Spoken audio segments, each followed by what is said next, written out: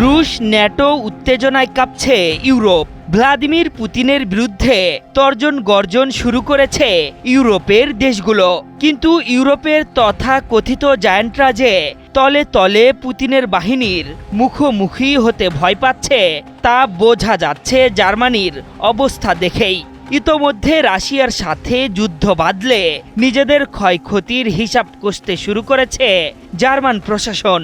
দেশটির আশঙ্কা, মস্কোর সাথে সংঘাত বেঁধে গেলে প্রতিদিন গড়ে অন্তত 1000 জার্মান সৈন্য আহত হবে। সেজন্য ট্রেন ও বাস, হাসপাতালের মতো বিকল্প খুঁজতে শুরু করেছে তারা। ন্যাটোর অন্যতম সদস্যের এমন পরিকল্পনাতেই স্পষ্ট দীর্ঘমেয়াদী সংঘাতের পথ বেছে নিচ্ছে বার্লিন।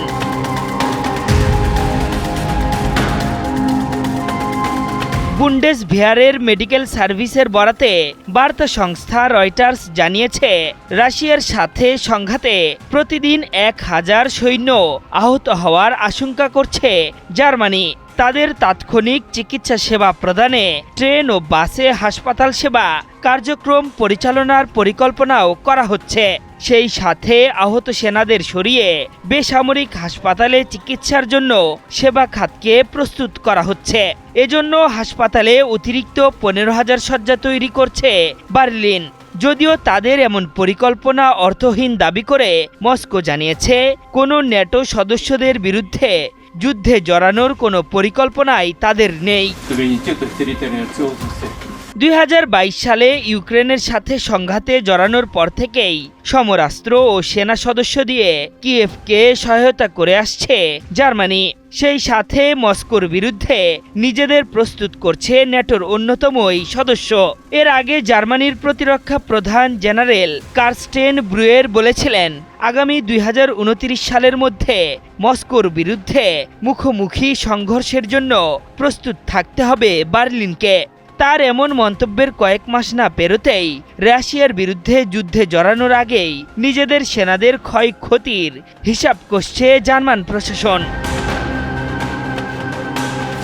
চলতি বছরের শুরুতে হুঁশিয়ারি দিয়ে ক্রেমলিনের মুখপাত্র দিমিত্রি পেসকভ বলেছিলেন, জার্মানি আবারও ভয়ানক হতে শুরু করেছে। জার্মানির প্রতিরক্ষা মন্ত্রী বরিস পিস্টোরিয়াসের ন্যাটো মস্কোর সেনাদের হত্যা করতে প্রস্তুত মন্তব্যের পরপরই ওই হুঁশিয়ারি দিয়েছিলেন পেসকভ। সেই সাথে মস্কোকে যুদ্ধের হুমকি দেওয়ার কারণে মার্চকে ক্ষমাও চাইতে বলেছিলেন ক্রেমলিন মুখপাত্র। ইউক্রেনে রুশ বাহিনীর সামরিক অভিযান শুরুর পর থেকেই কিয়েভকে প্রত্যক্ষভাবে সহায়তা করে আসছে বার্লিন।